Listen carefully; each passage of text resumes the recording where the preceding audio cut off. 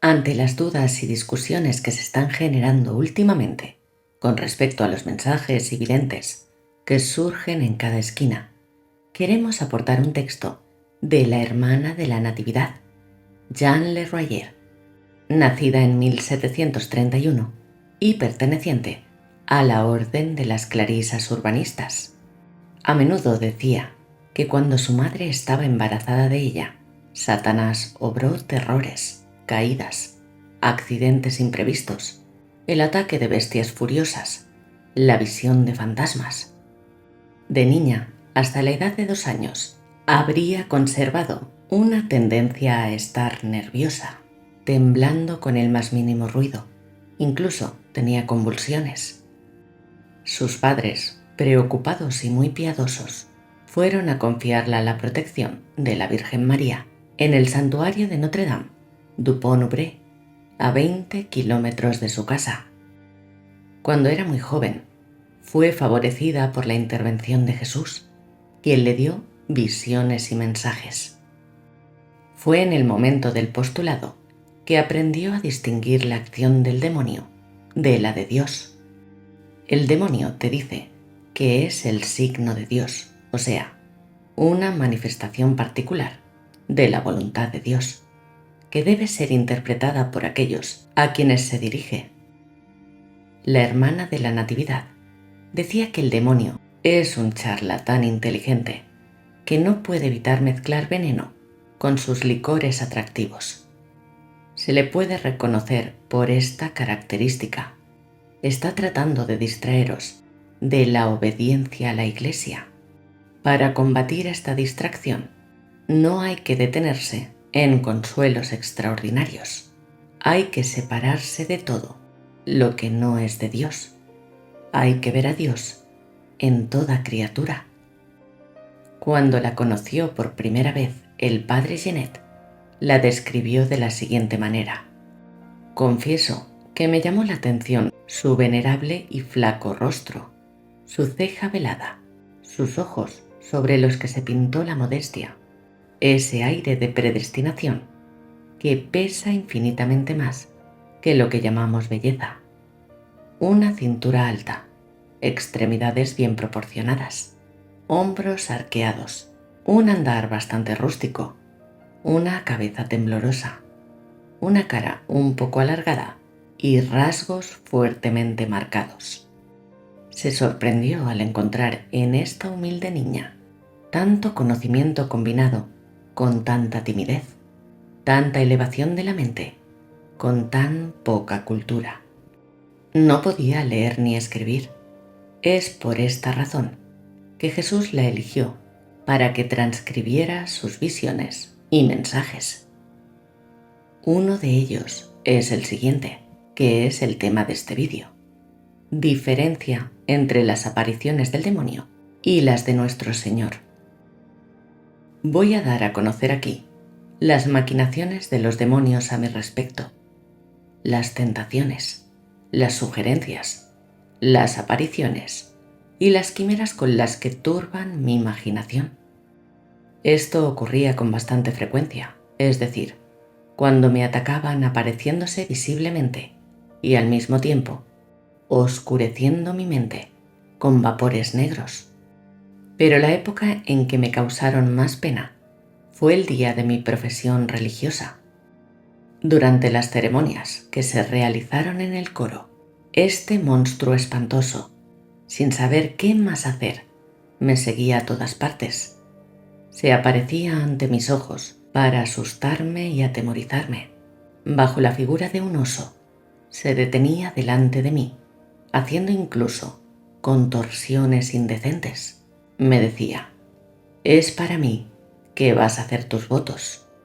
Me infundía miedos, perturbaciones y temores en la imaginación que me causaban mucha pena. Mientras se cantaba el suscipe, me acompañó por todo el coro, y cuando regresaba del fondo del coro hacia la reja, se colocó al lado de mi superiora, que estaba sentada en un asiento, donde me esperaba para recibir mis votos. Cuando me acerqué a ella al final del suscipe, dije en voz alta: según la costumbre prescrita. Recíbeme, Dios mío, según tu palabra, y no me confundas en mi espera, mi deseo y mi esperanza. Al hacer esta oración, mi intención, en medio de mis combates, era lanzarme, como a cuerpo perdido, entre los brazos de la misericordia de Dios, esperando, de su infinita bondad, que me asistiría en las prácticas de la nueva consagración que iba a hacerle por mis votos. En ese momento, el demonio desapareció. Me posterné a los pies de mi superiora, donde pronuncié mis votos con gran confianza y valentía. La víspera de una gran fiesta, estando en el confesionario, vi sobre un pequeño altar a 3 o 4 demonios que bailaban y se regocijaban entre ellos. Comprendí en Dios que los demonios estaban allí expresamente para hacer que se hicieran malas confesiones. Cada demonio tenía su oficio. Unos estaban encargados de iniciar conversaciones para impedir la preparación para la confesión. Otros debían provocar disputas entre las hermanas sobre quién pasaría delante de las otras. Algunos tenían la función de llevar a la impaciencia a las religiosas al ver a sus hermanas que permanecían demasiado tiempo en confesión. La mayor satisfacción de los demonios era ver a las religiosas retirarse con impaciencia del confesionario, diciendo: «No vuelvo a confesarme». El diablo estaba entonces en el colmo de su alegría. Aquí observo la diferencia que he sentido entre las apariciones de nuestro Señor y las del demonio. Es fácil confundirse, ya que el demonio sabe bien imitar al ángel de luz. El demonio tiene sus devotos y devotas. Sabe muy bien imitar los éxtasis y ciertos gestos que parecen exteriormente y en público signos de una verdadera devoción. Desde que estoy en la tierra, Dios me ha hecho conocer a varias personas que habían sido engañadas por el demonio sin saberlo.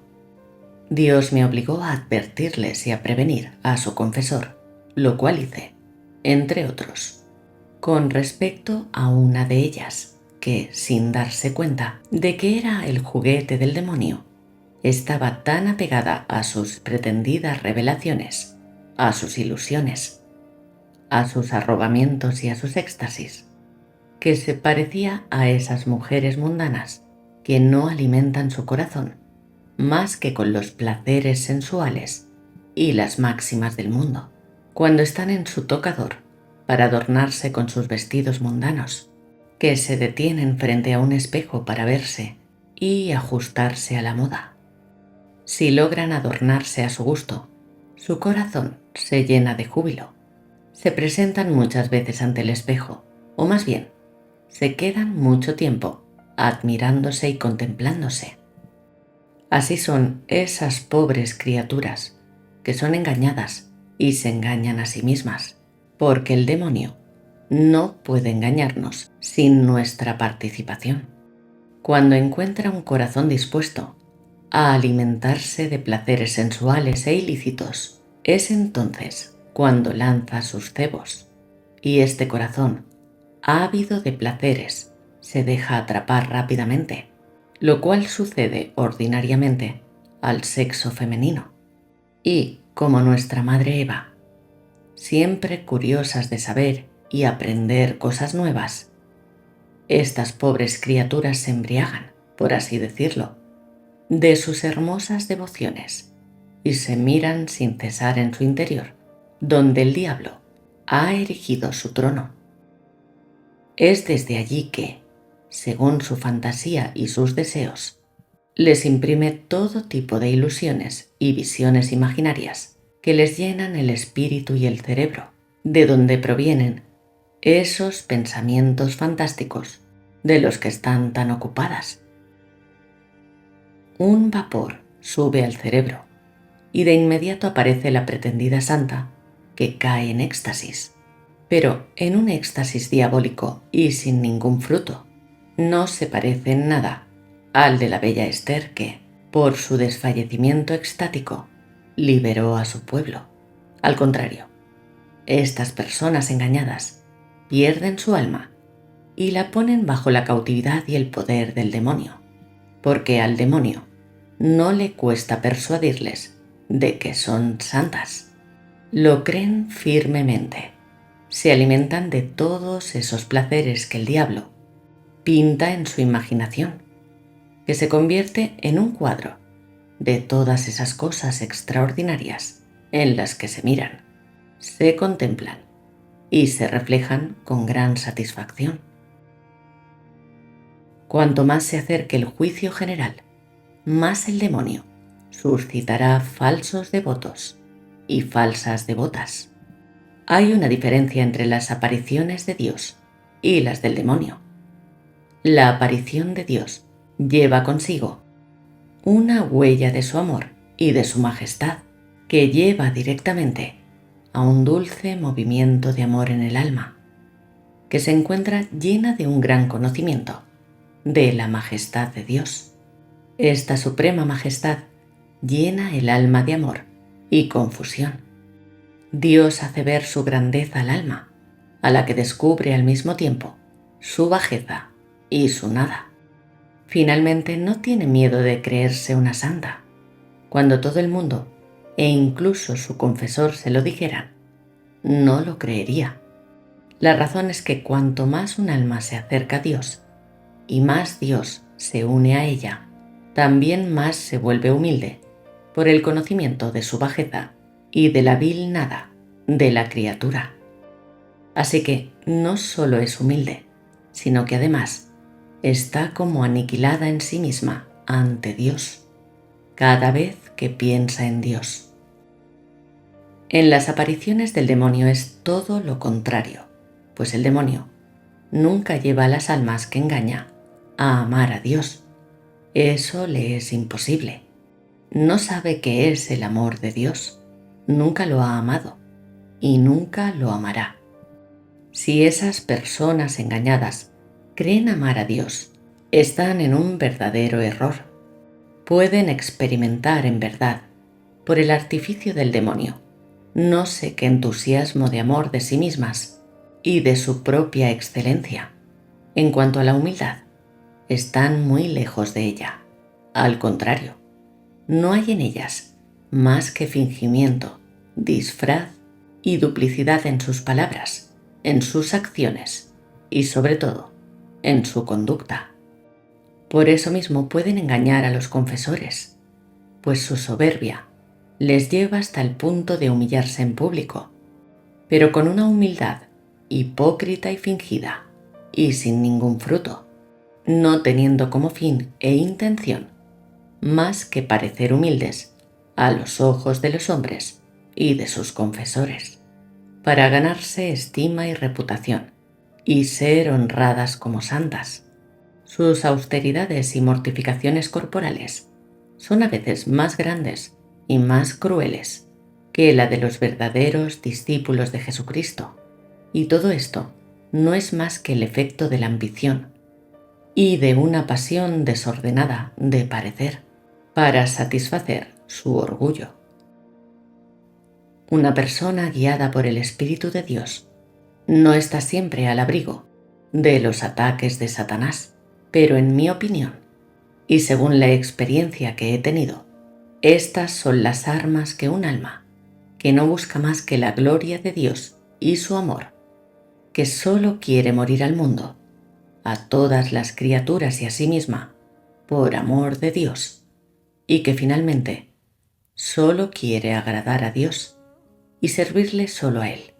Debe oponer a su enemigo, que a veces no sabe por dónde atacarla, porque la teme y tiembla de ser vencido.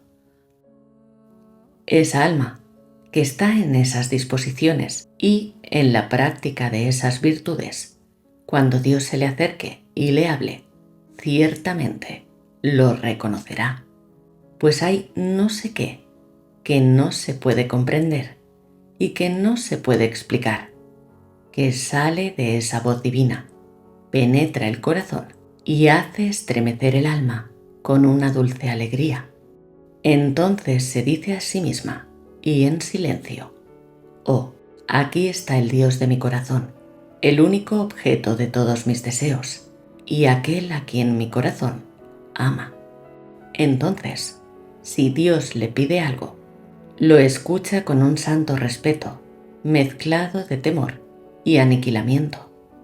Se ofrece a Él, ya sea para actuar, ya sea para sufrir, para vivir o para morir. Su mayor atracción es santificarse en manos del Señor.